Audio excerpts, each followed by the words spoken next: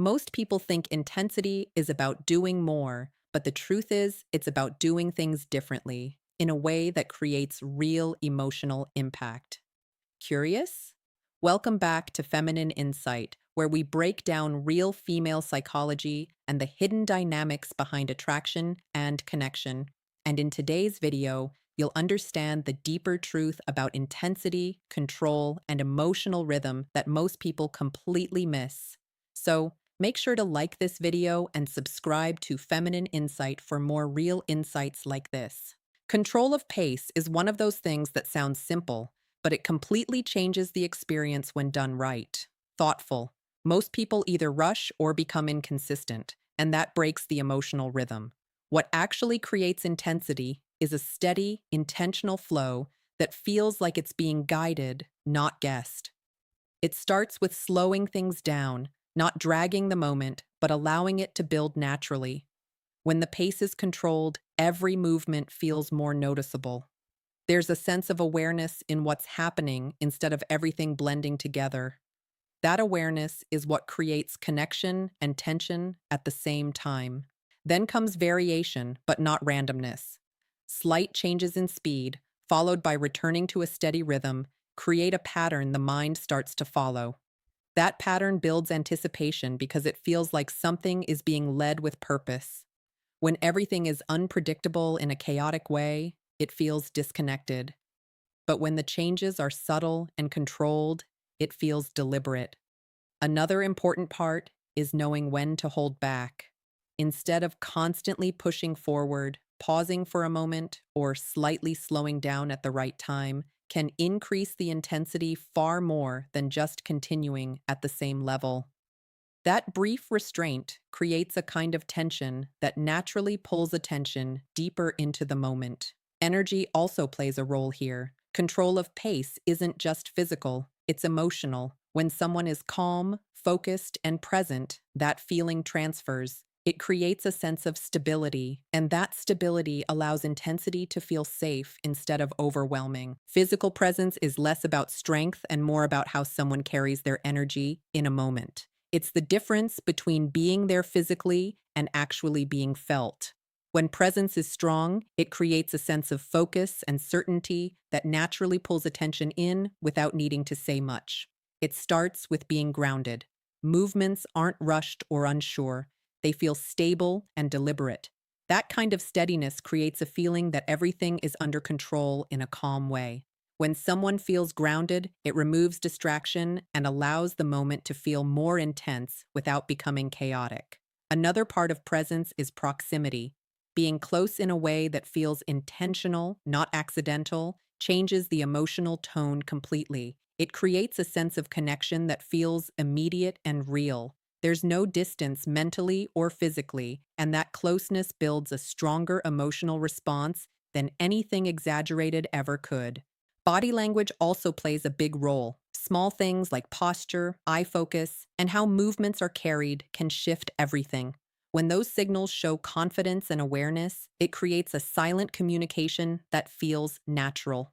It's not about trying to impress, it's about being fully engaged in what's happening. Consistency is what makes presence stand out. If energy keeps shifting between confident and uncertain, it breaks the experience. But when it stays steady, it builds trust in the moment. That trust allows intensity to feel comfortable instead of overwhelming, which is where deeper connection forms. The push and pull dynamic is really about emotional rhythm. It's not about doing more, it's about creating contrast. When everything stays the same for too long, the mind adapts and the intensity fades. But when there's a natural shift between closeness and slight distance, it keeps attention fully engaged. It starts with knowing how to create closeness. That doesn't mean just physical proximity. It's about making the moment feel focused and connected. When that connection is present, it builds a sense of comfort and emotional involvement. That's the pull part, where everything feels aligned and steady. Then comes the push, which is where a slight shift happens. It could be slowing down, creating a brief pause, or changing the energy just enough to break the pattern. This isn't about disconnecting, it's about creating space for anticipation to grow. That small gap makes the mind lean back in, wanting more of what was just there. What makes this effective is timing. If the shifts happen too randomly, it feels confusing. But when they happen at the right moments, they feel intentional. That intention creates a sense of direction, like the experience is being guided instead of left to chance. Another important part is subtlety. The changes don't need to be dramatic. In fact, smaller shifts often have a stronger impact because they feel more natural. A slight change in pace, a brief pause, or a shift in energy can be enough to reset the emotional intensity without breaking the flow. Controlled restraint is one of the most misunderstood dynamics because most people think intensity comes from constantly moving forward. In reality, some of the strongest moments come from holding back at the right time. It's that ability to pause, to slow things down just when everything is building, that creates a deeper level of engagement. It starts with awareness. You have to be present enough to recognize when the moment is rising. That's when most people make the mistake of rushing ahead. But when you choose to slightly hold back instead, it shifts the entire emotional experience. It creates a kind of tension that makes everything feel more focused and meaningful. That pause doesn't have to be long or dramatic. Even a brief moment of stillness or a subtle slowdown can change the rhythm completely. It gives space for anticipation to build, and anticipation is what keeps the mind fully involved. Without it, everything can start to feel predictable. There's also a level of confidence behind restraint. Holding back requires control, and control naturally signals certainty. It shows that there's no rush, no need to force anything. That calm approach creates a sense of stability, which makes the intensity feel more balanced rather than overwhelming. Another important part is timing. If restraint happens too early or too often, it can break the flow. But when it happens at the peak of a moment, it amplifies everything that follows. It's like creating a brief pause in a rhythm before bringing it back, making the return feel stronger. Confidence without hesitation is about being mentally present and certain in the moment. It's not loud or exaggerated. It's quiet and steady. When someone is constantly second guessing themselves, it creates a break in the flow. That hesitation can be felt, even if nothing is said. But when actions feel natural and assured, everything becomes smoother and more connected. It begins with clarity. Knowing what you're doing and not overthinking every small step makes a big difference. Overthinking creates tension in the wrong way, the kind that feels awkward instead of engaging. When the mind is clear, movements and decisions feel more natural. And that natural flow is what builds a stronger experience. Another part of this is staying present. Instead of being stuck in your head, you're focused on what's happening in real time.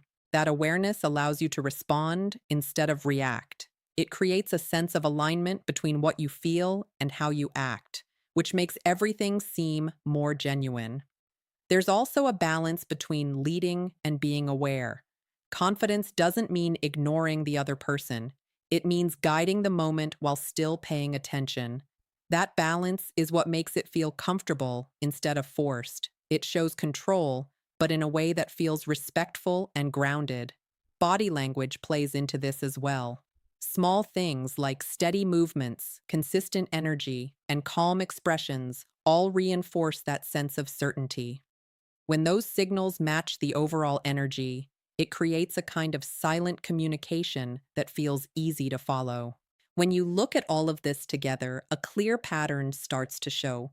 It's not about techniques, tricks, or doing something extreme. It all comes down to how a moment is guided, how energy is managed, and how intention is carried throughout the experience. Control of pace, strong presence, the push and pull dynamic, restraint, and confidence all connect in one way. They create contrast. Without contrast, everything feels flat and predictable. But when there's a balance between intensity and calm, closeness and space, movement and pause, the experience feels more real and engaging. What most people misunderstand is that intensity doesn't come from force, it comes from awareness. Being able to read the moment, stay present, and adjust naturally is what makes everything feel smooth instead of forced. That's what separates something that feels ordinary from something that actually leaves an impression. At the end of the day, it's not about doing more, it's about doing things with purpose, slowing down when needed, building anticipation, and staying consistent in energy are what shape the entire experience. When those elements come together naturally, everything feels more connected, more controlled, and far more impactful than anything rushed or overcomplicated. If this opened your mind and gave you a deeper understanding, make sure to like the video and subscribe to Feminine Insight for more real insights like this. And comment intensity below if you truly understood the message and want more content like this.